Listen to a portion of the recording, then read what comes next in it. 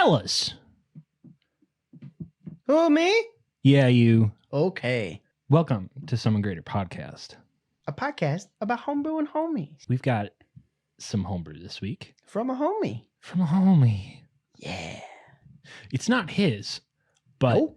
he sent it to us. It's some of you might know this. There's a company called Arcana Games, excuse me. We got an email from one of you. Leaf. I hope that's how I It's pronounce Leif. your name. I looked Leif? it up. Okay. Yeah. Leif. At least Yeah. in America, like it's almost always Leif. So that's what I'm going with. Okay. If we're wrong, I'm sorry. I don't think we are. Leif sent in a request for us to take a look at Arcadia, which is a source book from Arcana Games. It's very heavily based on Greek mythology, which, we love a little bit. That's pretty cool. Percy Jackson was a part of our childhood, and that applies to like our entire friend group because we are that way. Mm-hmm. We're like that. And I, like a great number of my friends, is very neurodivergent as a child, and also I was homeschooled. So I had the big yellow book of Greek mythology, which was D'Aulaire's Book of Greek Myths. You found it. I found it. Nice. Yeah.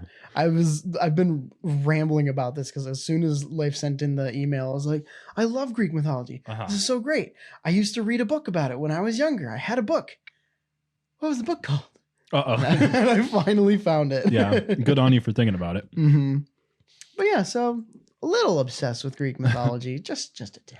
Right before we jump into that, I think just for a second, we want to talk about a game that we've been playing a lot of. Yeah. And many of you have probably also been playing a lot of, if you run in the same circles that we do. It's called Pal World. Don't know if you've heard Internet of it. has exploded with pals.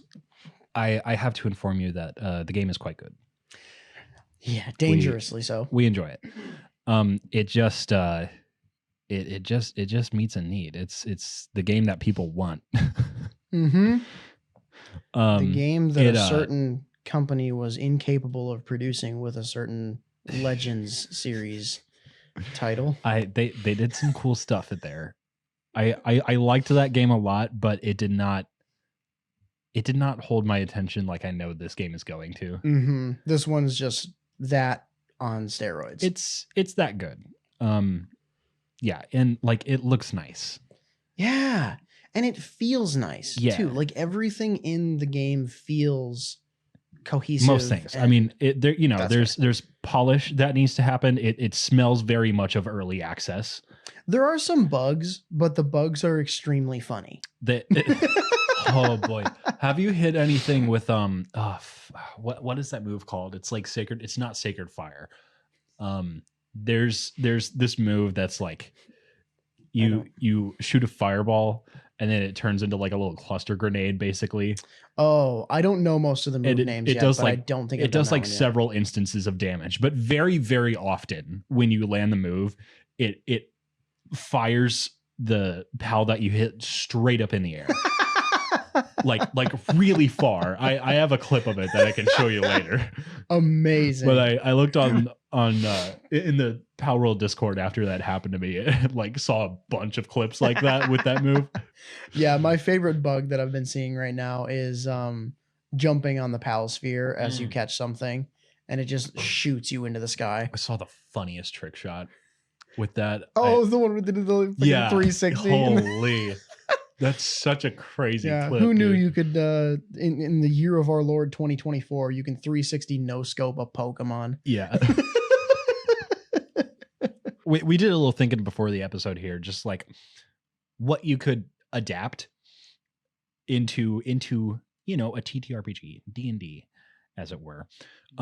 And right off the bat, there's not a lot that comes to mind. It is hard to take survival crafting games and bring much of it over into D&D. Yeah. And I think part of that is because the setting of survival game is so extremely specific. and doesn't allow for much story to happen, in my opinion, save for like, you know, passive world building type stuff. Mm-hmm. They're trying to have a little bit of that in Pal World, and I think it's just not hitting for me. Are you talking about like the journals that you find around the world? And You know, stuff? okay, that's a good point. I actually haven't looked at the journals. I haven't read a single one. Maybe I just like jumped into the game and was like, this is great. Yeah, maybe I'm just ignorant. Maybe I need to take a look in there. But like, you know, all I know is the, you know, contrived. You wake up on a beach and find a tablet that directs you to the world tree, and then like whatever the hell is going on in that first tower that we found with the syndicate lady. Yeah. And then yeah, I don't know what else is going on outside the journals, which I guess I need to look at now. But there is one thing that caught my attention that I want to pick your brain on. Some pals have a partner skill that sounds a little bit like this. When fighting together, applies ground, for the sake of the argument, damage to the player's attacks. Sometimes dodges attacks with a high speed sidestep while in battle. The important part of this here is when this pal is out, it will add its damage type to the damage that you deal. I find that a little interesting. And I want to pitch that kind of thing as a paladin aura. That would be cool. What do you think about that? I really like that. It's immediately the first thing that popped into my head is an alternative use of paladin auras. Not use, but like basically instead of picking your subclass and then going, these are the auras that you get, have a subclass where it goes, these are the auras you get to choose from. Okay, yes. And that is along the lines of what I was thinking, actually. Yeah. I was thinking like sort of a 4 elements analog. Yeah. But you get to choose like one of 4 elements or something within within the paladin subclass. Yeah, because like one of my obsessions in D&D has kind of been the dark mirror parallel between warlock and paladin. Okay. It's like one of my favorite things in D&D. It is like that, isn't it? Warlock always wins out for me because it has so many more options. Yeah. Like you get to choose the Eldritch Invocations, you get to choose your Pact Boon. Like, can you imagine if paladins had the same level of choices that they could make? Like, I know that's kind of what the different oaths are supposed to be for, but I feel like, really controversial opinion here, I feel like a paladin's oaths should be the same as a warlock's invocations. I don't think your oath should be your subclass. Okay.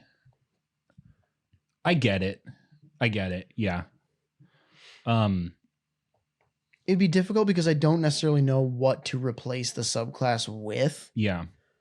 But to me, it feels like the oath is like you are choosing, like when I make my pact with my deity, because paladins basically make a pact too. And then you are choosing to say, based on my deity, based on whatever it is, I'm going to take this oath, I'm going to take that oath, and I'm going to take that oath.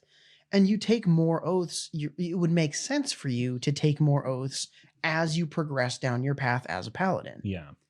In the same way that warlocks get more invocations. But it would be kind of an opposite situation where like warlocks, their invocations are granted to them by their patron. Whereas with a paladin, you'd be like, through your devotion to your deity, you take on another oath, which gives you more power. Like you are the one choosing to take on more responsibility and power, as opposed to warlock, where it's more power and responsibility is being given to you. I sort of get it. But I think that just isn't quite how Paladin is written. Yeah, that's the thing. Like, it would take a bit of a rewrite to do it this way. Yeah, because oaths are meant to be pretty permanent. And in my opinion, leveling through the paladin subclasses is strengthening the intention of your oath. You know what's a better way to put it? Yeah. Rather than oaths, it would be tenets of your oath. Sure, yeah. Absolutely. Like, that's something that's already written into the flavor of an oath. But we don't really get to do anything with what are your tenets. That would be a better way to I think that's that. Right on the money. That makes sense to me. The other thing that stood out to me as far as like a different way to use the PAL world, like partner skills and things, is additional effects for find familiar type spells. Oh, yeah.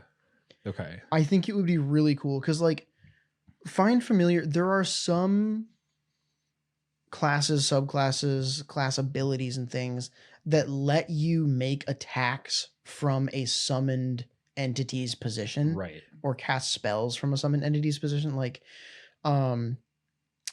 Trickery Domain Cleric. They get their, I just forgot the name of it.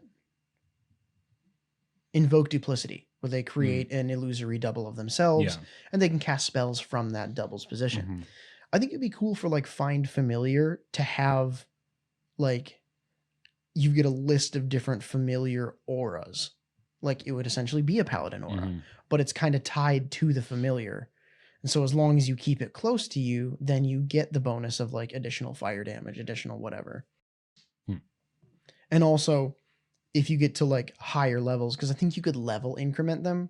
When you get to higher levels, maybe you can cast Find Familiar and get a rideable mount. I'm not going to say this this source book by name, but for some years ago now, there was a fan-made Pokemon D&D source book, a series of them even. And they were quite well written. But you know, that got Wizards didn't want the smoke, and they kind of tore the creators apart for it. And it was a bummer. But those same guys are now they have gone on to make a fan-made Pokemon TTRPG. Good. Which I will find the name of at some point, and we will talk about it because it's very interesting. It is not affiliated with D&D in any way. That's good. I think that's what needed to happen because it would have been. At the end of the day, like, Nintendo isn't going to go after this because they're never going to make a TTRPG.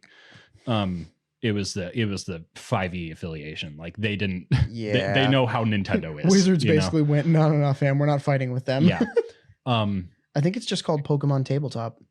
I think you're right. I think that is what it's called. Anyway, one of the things we were talking about was monster capture and like basing a campaign around that. And that was what made me think of this. One of the key elements of it was class. It was the trainer was a class that you had to pick to really interact with the game. Yeah, because wasn't it like you picked your class based on like what type you wanted to like specify in, or not quite. There were like a lot of subclasses. Oh, okay. Yeah, okay. like and they were several of the types of NPCs that you would find as trainers on Pokemon routes. I remember thinking like, oh, that's cool. I could play as a fisherman. Yeah, and I think maybe some of them interacted with the types of Pokemon that you had on your team.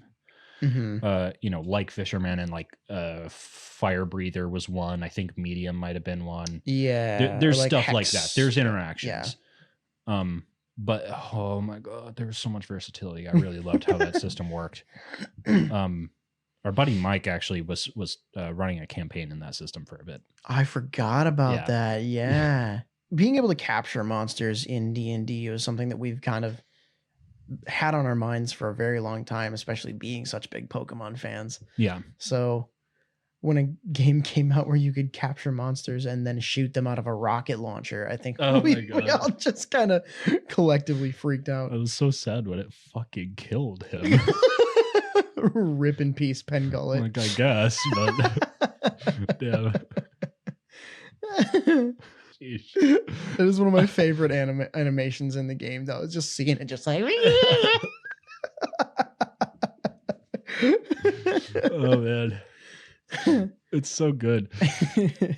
That would be a crazy mechanic to balance for D&D. Yeah, I think it would take a lot of work to balance it. And you'd kind of probably have to rely on Monster CR as a way of balancing it. Yeah, you really would. This, in my opinion, would it be a Ranger subclass? Ranger would be a really, really good one. You can make an argument for Druid as well. Ranger's the one, though. I feel like Druid would be kind of against that, though, based on how they're currently written in D&D, like very like freedom of the wild kind of a thing. Perhaps. Yeah. No, this is more of a Ranger thing. Or Sorcerer. Sorcerer could be good. Yeah. I think also a little bit of a left field opinion here. I think Cleric could be a good one for that too. I get it. Because it would be less along the lines of like, I've captured a team of monsters and they will serve me, and more along the lines of like, I rescued these. They are my children. Like, yeah. Like the D&D SPCA. In the arms of That's the right. solars. And now the power of Christ compels you to serve me. Yeah. But like, imagine like a channel divinity command one of your tamed monsters to do something. Yeah. I fuck with that. That makes sense to me. Hell yeah. If anyone, surely someone has thought about this before. If you have a pre-existing idea for this or just came up with something, you really should email it to us. Please, we need it. Another very brief idea that I came up with that doesn't really take what's already in Pal World and bring it to D&D. It takes inspiration and kind of says, what can we do akin to this in D&D? And it also pulls inspiration from another one of our favorite games. I was thinking about feats in D&D and how we don't have very many class-specific feats. I don't think we actually have any class-specific feats. Mm-hmm. But I thought it would be cool to have class-specific feats and then on top of that, have duo feats. What do you mean? I mean, if you are multi-classed between these two specific feats, or these two specific classes, there is a feat that you can take. Okay. Or a set of feats that you can take. A little bit of a synergy bonus. Very Hades. Very along the lines of like, you got a little bit of this god and a little bit of this god. And so I was thinking it would be kind of cool for like a bard cleric multi-class. You can like activate the ability of the feat to grant you and people within, like people of your choice within 30 feet of you, advantage on healing rolls for a minute. What's this between again? Bard and cleric. Bard and cleric. So it's kind of like a combination between Song of Rest. That is a good idea for those two. Yeah. And then like, if for whatever reason you are a ranger rogue multi-class, just as a passive ability, grants the party additional travel speed. Okay. Like you can cover an additional like 5 miles a day or something like that. I like this a lot. This really is something that we should make a whole episode on. Yeah, absolutely. I'd be so down. Yeah. Because I think it would be a super, super fun way to kind of make up for the fact that when you multi-class, you lose out on like level 18 level, like high level abilities for the classes. I think this is a great way to say, hey, we've still got cool stuff. Yeah. Yeah. This would fill that quite a bit. Very, not like a direct one-to-one translation, but it taking a lot of inspiration from the passive ability of a pal also helping you as the tamer. Definitely. You're right about the Hades synergy boons. It is giving that quite a bit. Mm-hmm. Speaking of, still waiting for Hades 2, baby. Oh man, do we have a release date? I can't remember. Q2 2024 is what we have been given. So that's that coming should up. Theoretically, be late spring then, huh? Yeah. That honestly, Hades material in general would be something that I would absolutely love to translate into a Greek mythology setting like Arcadia. I hear you. Like specifically taking the boons and turning them into feats, I think would be freaking amazing. And on that incredible segue, I'm very excited to talk about this book. Arcadia. The first thing I think we want to look at here, as is just kind of in our nature lately, is the subclasses. So we are. Do we want to do subclasses or subraces first? Subclasses will probably take longer. You are correct. Let's take a look at the subraces, or at least some standout ones. Field dwarves are simple folk. They have a love of wine and growing things in rich, dark earth. It's kind of giving not quite a halfling. You're right. Yeah. Yeah, they gain this. I believe this book came out before Tasha's Cauldron of Everything. Let me look at the date on this really quick. 2019. So yes. So yeah. This was before Tasha's Cauldron of Everything. The reason I say that was Tasha's was like 21 or 22. Wow. At least I'm pretty sure. I think that you're right. I actually can't remember if that's pre or post pandemic. It was 2020. Okay. It was November of 2020. So it was like right when the pandemic hit. The thick of it, yeah. But yeah, reason why I say this came out before that is because it has the racial ability bonuses still baked in, which I think a lot of source books still do that. Yeah. But I am a huge fan of Tasha's Cauldron of Everything, giving you the option to take whatever ability bonuses you want. Yeah. But yeah, so that being said, field dwarves in Arcadia get a +2 to their constitution as a regular dwarf, but then the sub race gets a +1 to their wisdom. I like this dwarf. Mm-hmm. This is a very cool dwarf. It really is. It also has a racial ability called Phaedrus's Gift. You may use your action to cause 4d4 magical grapes to grow from the soil at your feet. Creature can use its action to eat one or more. Eating a grape restores 1 hit point, and the grape provides enough nourishment to sustain a creature for 1 day. Good berry. Good berry. Yeah. Always such a good spell. Yeah. You must finish a long rest before using this ability again. These grapes lose their potency if they have not been consumed within 24 hours of the use of this ability.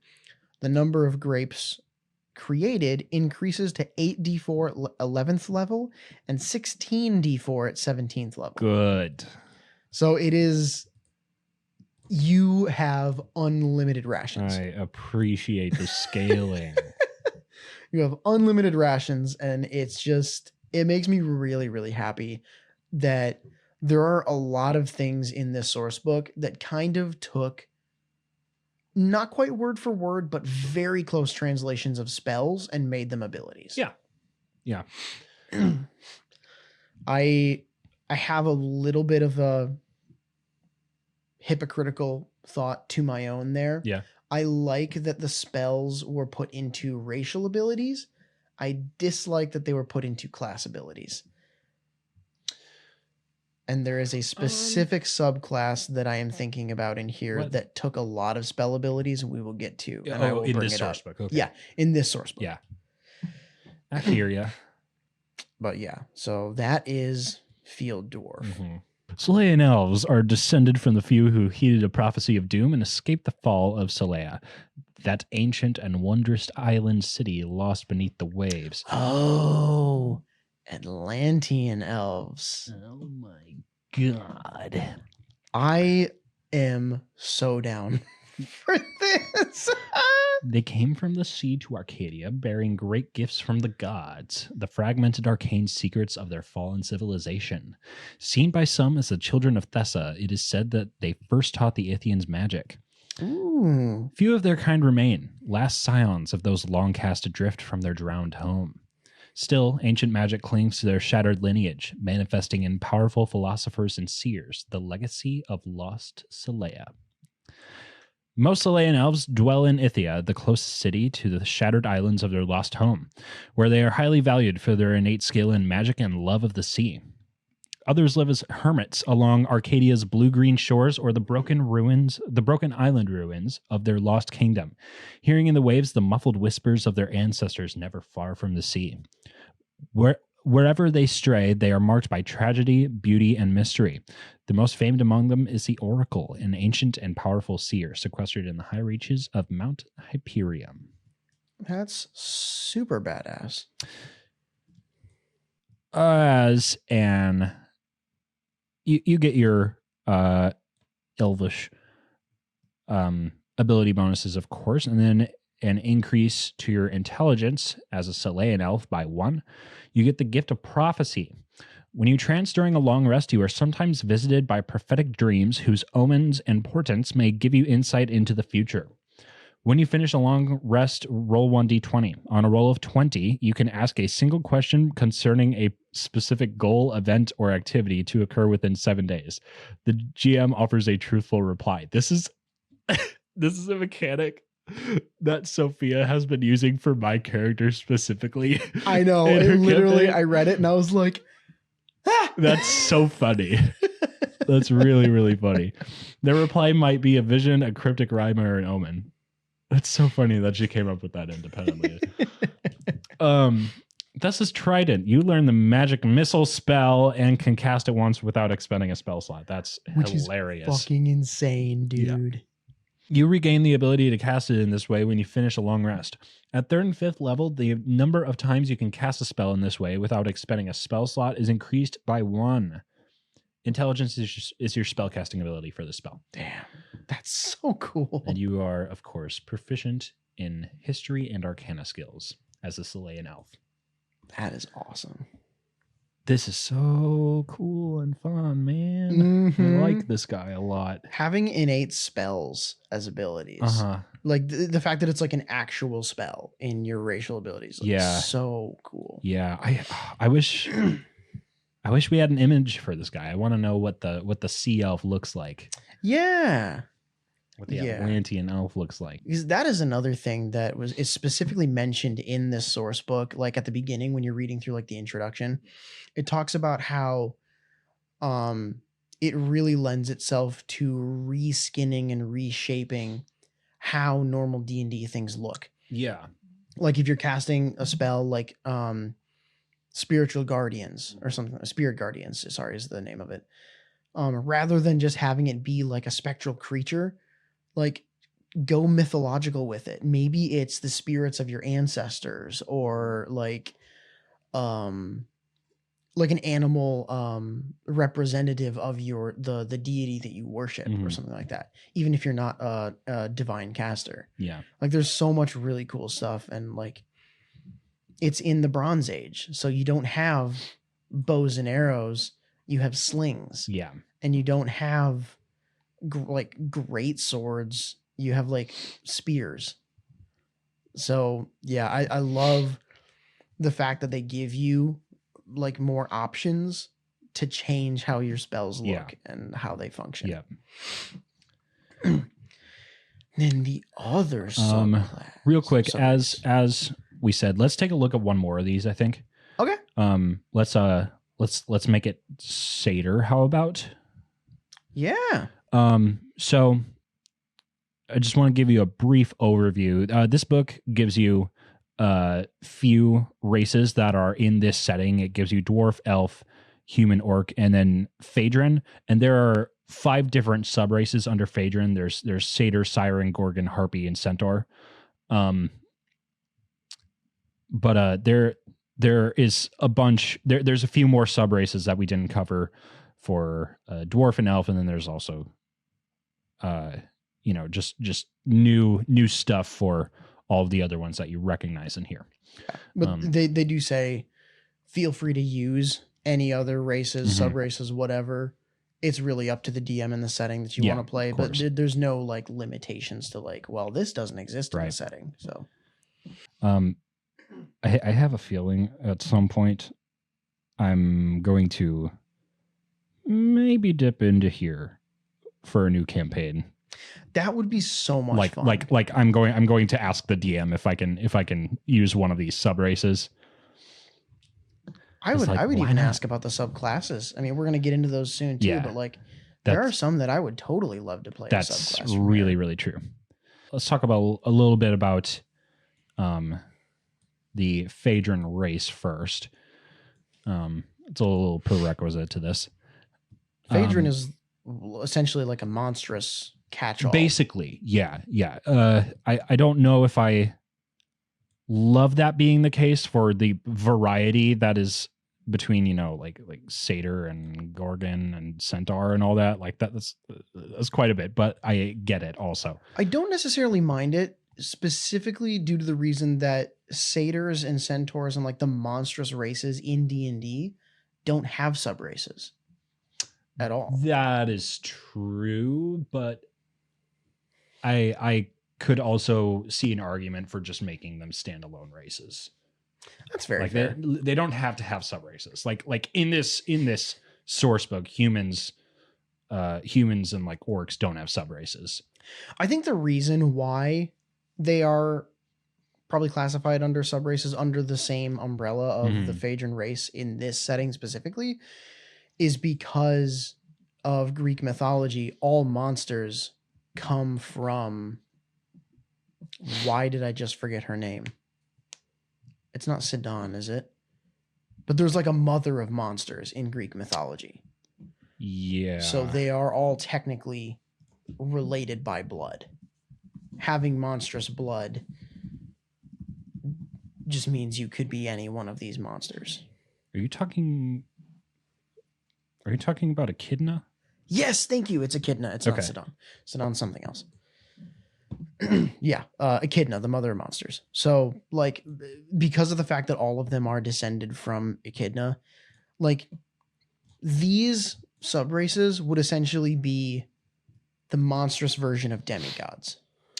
That makes sense to me. And as I'm reading this, this does kind of outline that a bit. Phaedron are the rare hybrid descendants of Arcadian Fae. Sometimes such children are born without warning to a pair of mortal parents, seemingly a gift or a curse from the gods. Other such children are the direct result of a mortal mingling with a Fae. Some Phaedron claim to be born of Phaedrus herself, who may or may not be an analog for Echidna. We've learned something today. Hell yeah. But yeah, on that note, satyrs. First of all, Phaedron traits: ability score increase. Your charisma increases by 2, and one other score of your choice by 1. Phaedron mature at the same rate as humans, but live almost twice as long. Their youth stretching on for more than a century. Wow, that's a long time. Most Phaedrons share the chaotic nature of their Fae lineage, preferring the wilds and ruins to walls and cities. They value freedom and individuality and are often neutral or good. The Syrians, the Caesarians. Okay, yeah, that's a lot of how consonants. I'm going to pronounce that. Are an exception. Beholden to their Titan mistress, they tend to be cold and cruel, making them more lawful and more evil than their Arcadian cousins. Your size is medium. Your base walking speed is 30 feet. You speak, read, write, Common, and Sylvan. And of course, let's talk about the Satyr. Yeah. These are the most common Phaedron in Arcadia. Out past the shepherd's walls where the wilds begin, they mingle freely with humans, and on warm summer nights by roaring fires and the flow of wine, find common ground in the love of unbridled revelry. Satyr Phaedron have horns, ridged and curled like those of a ram. Their legs, when transformed, look like those of a goat, doe, or other cloven-hoofed beast. covered in thick, shaggy fur. When transformed, huh? I did catch that as well. That's very interesting. You gain the ability to transform your legs and feet into those of There a it is. cloven-hooved goat that double your jump distance and grant you advantage on saving throws against effects that would knock you prone or shove you. I love that. We were talking about that. Yeah. Like not that long ago. No. Just a couple episodes ago. We were talking about using that as a shield effect. Yeah. Yeah. This as a racial trait is extremely interesting. That's really interesting, and it makes sense for a goat-like individual. The one thing that I'm storyline. seeing here that I'm not like super a fan of is the fact that they last until you dismiss them as a bonus action. That is a little bizarre to me. Yeah, so it's it like seems to me that they should just be able to last. Hold on. they should have a time limit, Wait. right? No, I don't think so. No, this is actually. I feel like this is fine. Yeah. Because then, like, what's the benefit of not being transformed all the time? Well, the thing is, I feel like you would be transformed most of the time as a Phaedron. I think it would actually be the other way around. Yeah, I'm just thinking, like, why would you not be transformed? Like, what would the reason be to not just have that all the time? I don't know. I can't find a good one, to be honest. And I don't know why default to having to transform into that. Yeah. Like this seems like just human with some Phaedron as they call it traits. I wonder if there's, because we haven't really read into like the politics and culture in the setting. We went straight to mechanics. I wonder if there are a lot of places that like absolutely hate Phaedrons and like kill on sight. Probably. Kind of a thing. I mean, as stated before, this when they're born to a pair of mortal parents, that can be a gift or a curse from the gods. Yeah, is how this. So there is some stigma. Yeah, the only thing that kind of confuses me though is like the fact that you have to transform to get the legs. Yeah, but you just have the horns. I read a bit ahead slightly. Yes. You just have your horns. So I find that strange. I think it would be cool to either have both of them be transformed or neither of them be transformed. Yeah. I don't see a reason why you should have to change into your legs. Yeah.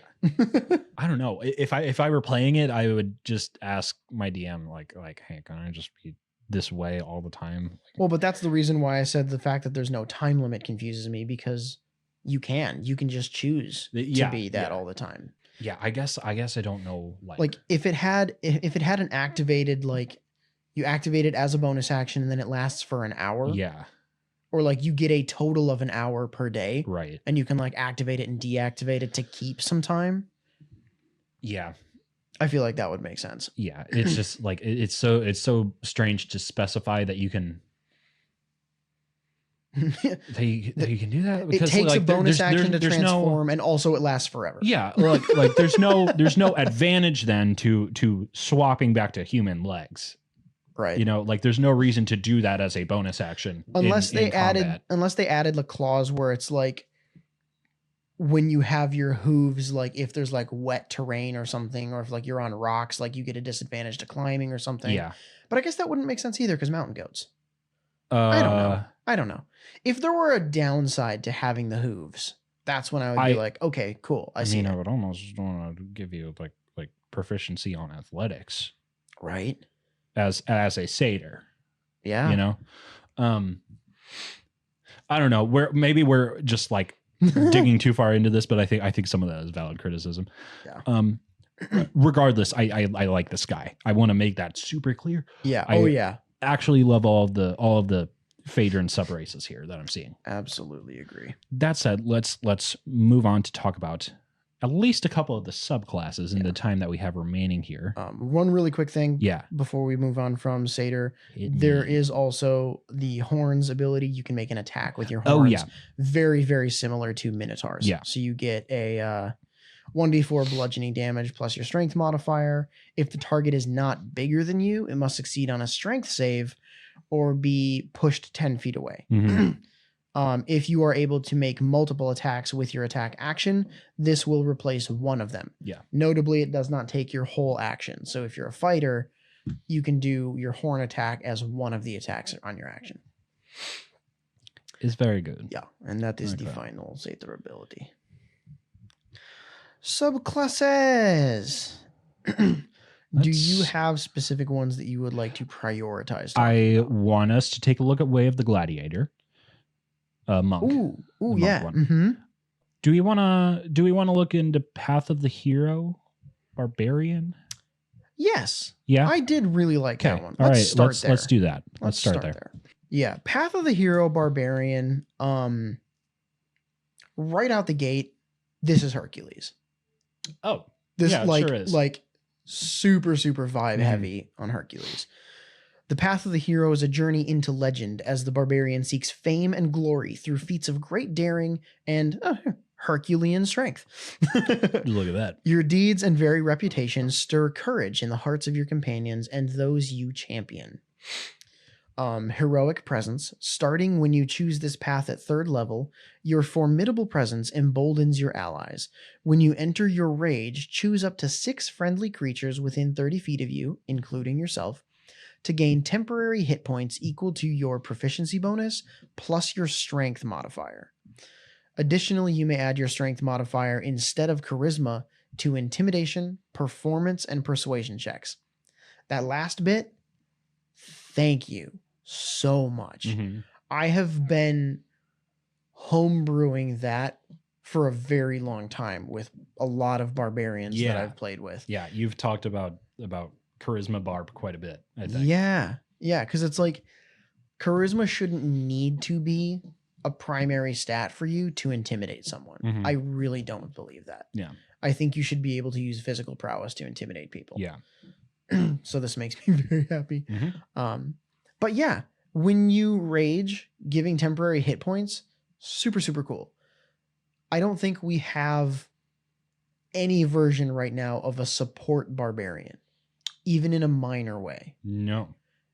And that really struck me when I was reading this, especially when we get to bolstering tail in a second here. Yeah. Because like a lot of the abilities that they give us for this subclass depend on those temporary hit points and make you stronger through those temporary hit points, which is super cool. The next ability is Undaunted Resolve. Beginning at 6th level, your might becomes unmatched. You have resistance to all damage while you have temporary hit points gained from your Path of the Hero features. So it's kind of, you could argue it's kind of a weaker version of Path of the Totem Warrior, taking like Bear Totem. Mhm. But I love it. I think it's really cool, specifically when you're thinking about the mythology aspect of it. When you have that divine inspiration of the rage, whatever, like it makes you stronger. Yeah. It's giving me Dragonite multi-scale a little bit. That's so cool. I didn't think about that. Yeah. It's very much that. I like that kind of conditional resistance. And when you have temporary hit point, it's great. It's really well done too. I love it. I have considered how to make Pokemon abilities into feats. This is how you do it. Yeah, I think that would be a really fun episode to do sometime too. Oh fuck. Yeah. We really should. But I was thinking about multi-scale and I looked at it and I went, I don't think there's any way to make that work because how often are you at maximum hit points? Yeah. In D&D? Yeah, this is a really good way to circumvent that. Yeah, absolutely. And then the final ability that you get with the subclass, Bolstering Tail. By 10th level, you have accomplished many great victories and feats of strength. You can spend 10 minutes telling a tale of your prowess. When you do so, choose up to 12 friendly creatures, including yourself, who can hear and understand you. Each creature becomes immune to being frightened for 1 hour. You can't use this feature again until you finish a long rest. But it's like a mini hero's feast, just baked into your character. Yeah, that's great. So freaking good. And it fits the narrative. It fits the flavor of the subclass. There's a lot of room for some interesting roleplay with that. Yeah, you can roleplay the fuck out of this class, dude. Yep. So cool. This guy sounds silly as fuck to me. Yeah. Oh, I love, you said it yourself, the charisma barbarian. Mhm. I love that concept. It Yeah. makes me so happy. Oh, I'm so sorry. There is another ability, a final one. You want to hit that one? Avatar of Strength. At 14th level, you become a paragon of mortal strength. When you would gain temporary hit points from your Path of the Hero features, the temporary hit points are doubled. Oh, shit. While creatures have temporary hit points gained from your Path of the Hero features, they have advantage on attack rolls against any hostile creatures within 5 feet of you. Damn. That is sick. Yeah. Now, specifically within 5 feet of you, the barbarian. Uh-huh. That is So you could rogue archer and get the advantage against someone who's in combat with the barbarian. Yeah. That is a very interesting way to do that. These subclasses, I will say, are some of my favorites, specifically in terms of interacting with other class abilities. Mhm. Very, very well. Yeah. And I have to agree. strategizing in battle. That this in particular, like I've talked about it so much in previous episodes, how much I love positional strategy in Dungeons and Dragons. And shit like this is how you make some really, really cool fights happen. Yeah. I'm all over it. Mm-hmm. I will touch very briefly on the Bard subclass. Yeah, it go for it. It doesn't necessarily need a huge in-depth, because I also don't want to spoil all of this stuff. You should totally buy this book. Yeah. But the Bard subclass is called College of the Muse. You get some really cool abilities. You get the ability to essentially cast the Sanctuary spell on yourself. Do ya? Yeah, but it's bardified. Okay. So instead of having to make a wisdom saving throw, they have to make a charisma save. Okay. To attempt to harm you. And if they fail, they can't hit you. Mm-hmm. Yeah, if you make an attack or cast a spell that affects an enemy creature, the effect ends. Very, very much Sanctuary. Yeah. But I think it's really awesome, specifically because College of the Muse, like I'm imagining a Siren College of the Muse bard. Uh-huh. Oh, you're right. So good. That's great. This also, I wish we had this before we started Sophia's most recent campaign for Bailey's character. Oh, man. Yeah. That would have been sick. Yeah. Because another ability that you get is you can use your bardic inspiration to add to healing done to your allies. Mm-hmm. So there's I think it's College of Valor. Okay. Lets you give a bardic inspiration to somebody and they can add that to damage. This one is specifically you, so you can't give someone inspiration and have them use it on healing. It's when you see someone being healed, you can use bardic inspiration. That's nice. Mm-hmm. That's very good. Yeah. Yeah, and then there's another ability that lets you essentially cast sleep on someone, and when you use your bardic when someone else uses a bardic inspiration die from you, they gain hit points equal to your bard level. Yeah. Very, very support coded. I mean, bards are already very support, but like, yeah, so good. Yeah.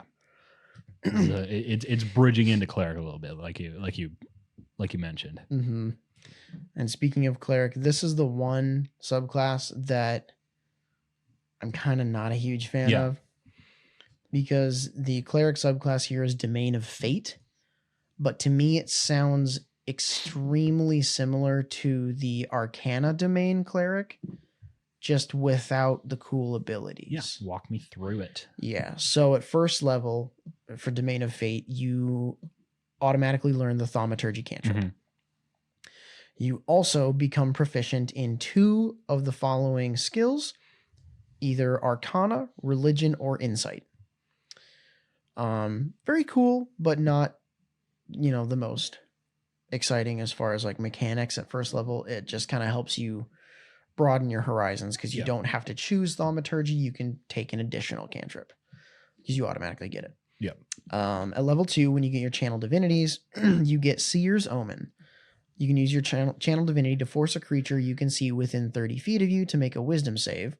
If they fail, for the next minute, whenever the creature makes an attack roll or a saving throw, they must roll a d4 and subtract the number rolled from the attack roll or saving throw. It's cool. It sounds flashy and awesome. It's Bane. It is exactly the Bane spell. It is Bane. And yeah.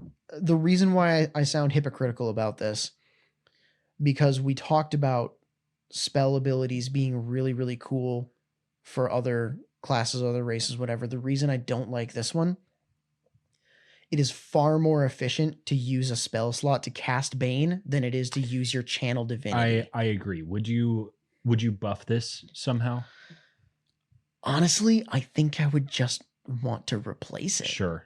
Yeah. I would give, as part of like an additional spell list, I would put Bane on that spell list. Yeah. And then you free up an option for a different channel divinity. One thing that comes to mind is the Rune Knight Storm Rune. When you activate the rune, as a reaction, when you see someone within 60 feet of you make an attack roll or a saving throw, I think those are the stipulations. You can use your reaction to either give them advantage or disadvantage. Okay. I think that would be a much better channel divinity because it lasts for a minute. I think you are right. And it feels way more impactful. Specifically as a channel divinity. Yeah. Yeah, I agree. I think that is a good change. Yeah. The next ability, at 6th level, you gain an additional use of channel divinity. As a bonus action, you can use your channel divinity to see things as they actually are. Until the start of your next turn, you have True Sight, notice secret doors hidden by magic, and can see into the ethereal plane out to a range of 120 feet. Very cool. I kind of like this one, but also, again, it's kind of just another spell. Yeah. But the reason why I like this one better than the other one, the spell that this one is emulating is called True Sight. At least I think so. It's either True Sight or something else, but it is a very high level spell. So the reason why I'm like, okay, this is a decent channel divinity is because I'm pretty sure True Sight is either like a 7th, 8th, or 9th level spell. So you're not casting very many of those. So using a channel divinity instead of a 7th, 8th, or 9th level spell slot feels impactful.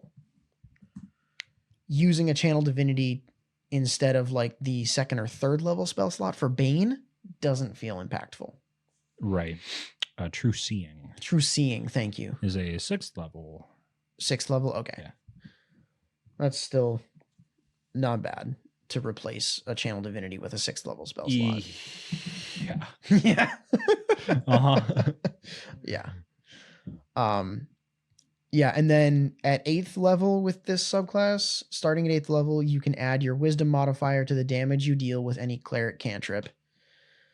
It's not bad. It's cool.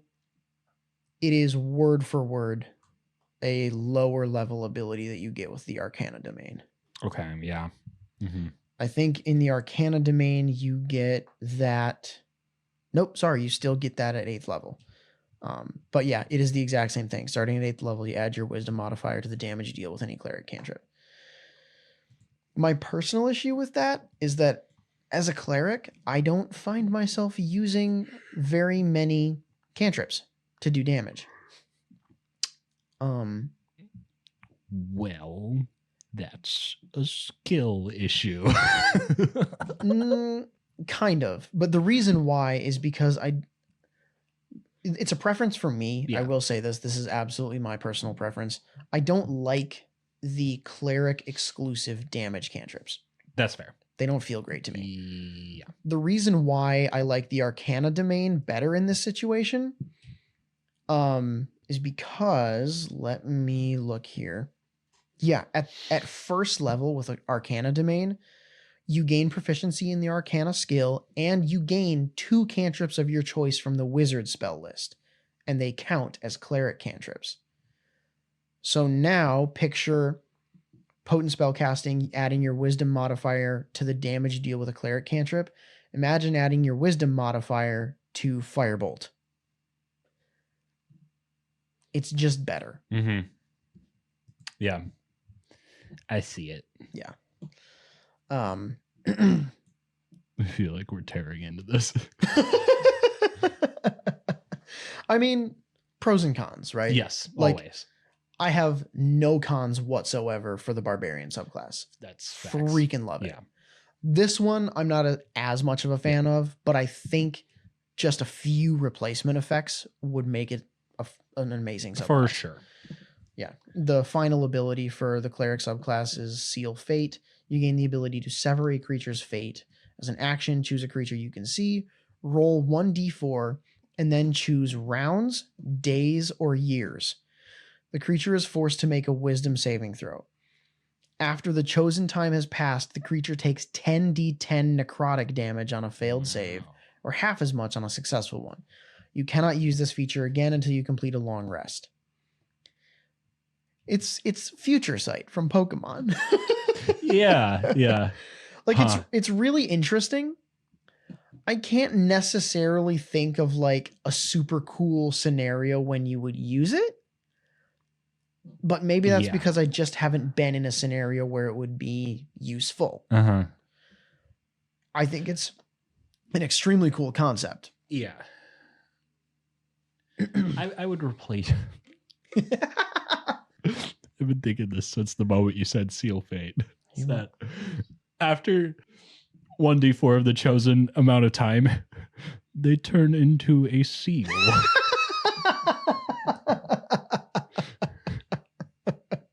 That would be hilarious.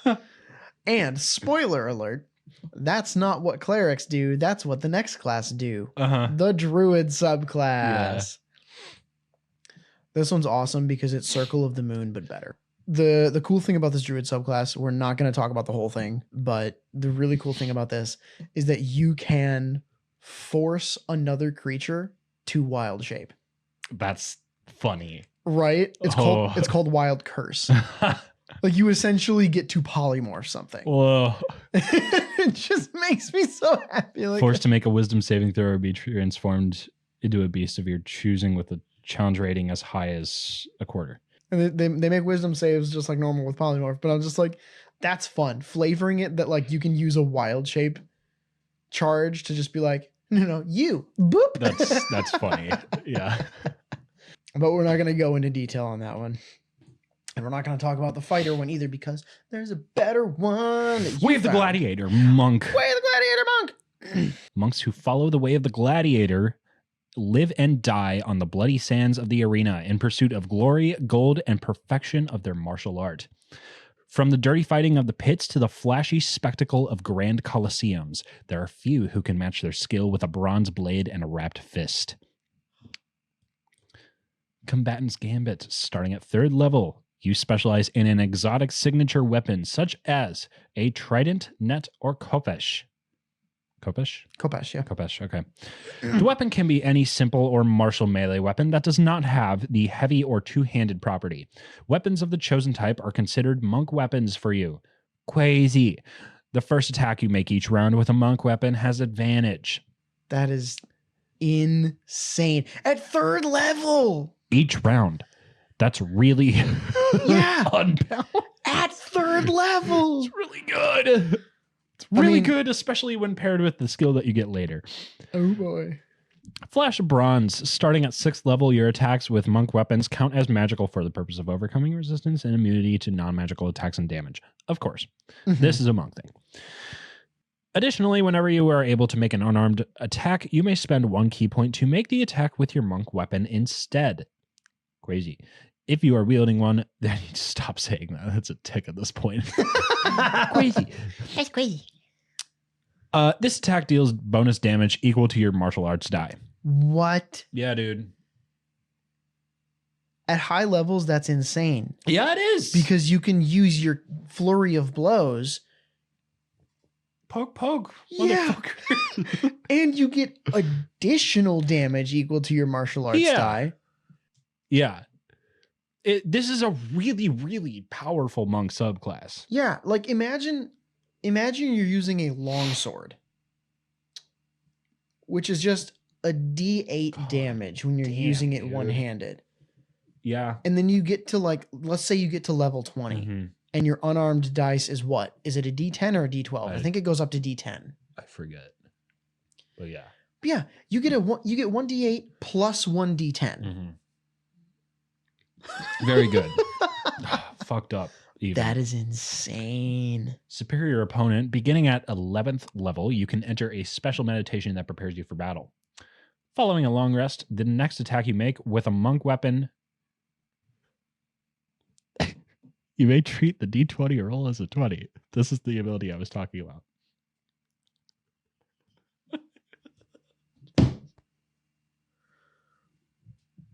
What level is that? That's only at 11th level. Yeah. So we're going to stop here. You don't take any more levels. You're multi-classing now. We're cutting you off. You go up to level 11 in Way of the Gladiator Monk, and then you go 9 levels of Assassin Rogue. Shit. Lord. That is broken as fuck. Yeah. Hold on. I need to find Assassin Rogue so I can... 9 levels of Rogue. You don't even need to take Assassin, because all of the advantages that Assassin gives you get from the Way of the Gladiator Monk anyway. I was thinking oh my gosh, Assassin, because you get like automatic crits if the creature is surprised, but you already have an automatic crit once per day. I mean, more crits, bro. 9 levels of Rogue gets you 5d6 sneak attack damage, which on the auto crit is 10d6 sneak attack damage. Plus, if you use an unarmed attack, spend a key point to do it with your monk weapon. Let's say we're using a longsword here. That's 1d8 plus 1d10 doubled because crit, 2d8 plus 2d10 plus 10d6 damage in one attack. Yeah. And then you can make your additional attacks per action and flurry of blows. I call this and stunning build. Strike. That is insanity. That's a lot, man. A lot to be done, and we're not even finished. Beginning at 17th level. There's more! When another character's turn ends, you may take an immediate additional turn this round. Another character, it does not specify enemy or friendly. During this turn, you have advantage on all acrobatics, athletics, and performance skill checks. You must complete a short rest before you can use this feature again. Another turn. I want this. An additional so bad. turn. So bad. You can take an additional turn and go over and just knock the guy prone. Yeah. As one of your attack. Well, I guess technically that would be like your action, but yeah, knock the guy prone. Yeah. This is one of the most powerful subclasses I think. It's really busted. It's really busted and very funny. It is so good. I want to play this so bad. If we ever do a Greek mythology thing, I'm using this. I'm gonna be a gladiator. Yeah. God, it's just so much, man. It's just so goddamn much. Let's talk about a couple magic items before we wrap up. Ooh, yeah. There's no good way to come down from that subclass. Not really. I wanted to go look at the rogue one and see if it was like cool enough to say multi-class between that, like the Greek mythology monk and the Greek mythology rogue. Is it? It's cool, but it does not stack up against the monk. I see. We'll leave everything else to the imagination. There are plenty more subclasses that we did not go over in any capacity here. Please go look at them. Should take a look at this content. Crap. Yeah. I'll go ahead and give the plug now. We are again not sponsored. This was just sent to us by a viewer who really wanted us to take a look at this, and we appreciate you doing that, of course, Mr. Leif. Yes. You can find this at Arcadia's website. That is Arcana's website. Arcadia is the name of the source book. Arcana-games.com is where you're going to go and go to their shop and buy this source book. Absolutely. Another thing, if this helps convince you to do so, they have Greek naval vessels in this source book, fully statted. Merchant ship, pentaconter, trireme. They have ship's weapons, ballista, Arcadian fire, prow ram. Yeah. There's cool stuff going on in here. There's new feats. There's new magic items. I'm going to stop now. Mm-hmm.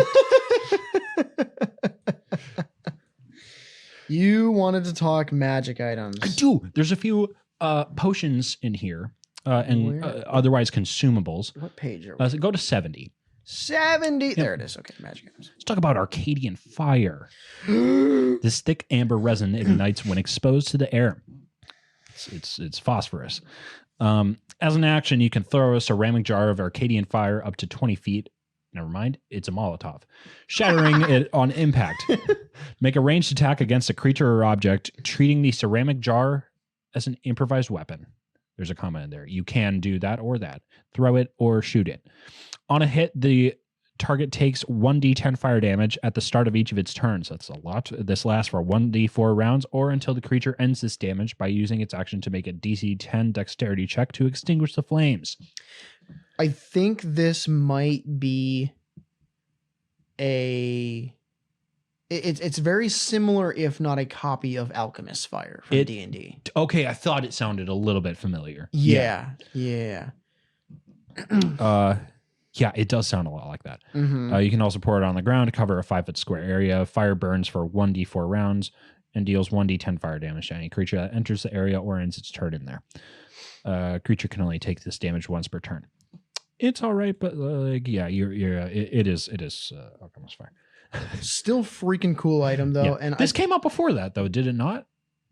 Alchemist's Fire? When was Alchemist's Fire a thing? Has it always been? I feel like Alchemist's Fire is an older one. Okay, my bad. I thought it was Tasha's for some reason. But still, maybe I just. Oh, you know what? I think I associated it with Artificer. Oh, that would make sense. That's what I did. Yep. But anyway. Okay. How about something quite recognizable? Ambrosia. Consuming this golden nectar allows you to regain one expended spell slot of 3rd level or lower. A sorcerer may instead choose to recover up to 5 expended sorcery points. Damn. What the hell? 5? Dude, that's a lot. It's made from golden apples. Though a sacred tree once grew in Crixos, now they are only found in the most ancient parts of the forest. Beasts that eat them for many years grow large and wise, their fur golden like that of lions. That's a very fun item. I Yes. found one. Hit me. That Hit me. for all you God of War fans, Hit me. this one will sound familiar. What? Krytos's Kopesh. Sorry. It is a rare sword that requires attunement. It is page 74. Okay. You gain a +2 bonus to attack and damage rolls made with this weapon when you hit a monstrosity snake or gorgon fey with this forward curved bronze sword. That target takes an additional 1d8 fire damage. While a monstrosity snake or gorgon fey is within 300 feet of you while you are attuned to the blade glows with a dull heat like molten bronze, casting dim light and warmth for 15 feet. It's not like a super insane, like, oh my gosh, it's game breaking. It's not, but again, as we've discussed, it doesn't have to be. No, it does not have to be. It's fun. It's fun. It is basically Kratos' Chaos Blades morphed in with Bilbo's fucking Sting dagger from Lord of the Rings. Yeah, great. Great. Ooh. Super, super good. The Aegis of Kings. Though the bronze is nearly black with age, this shield bears worn reliefs of animals and fighting men. A creature that is attuned to the shield can use their bonus action to cast Shield of Faith.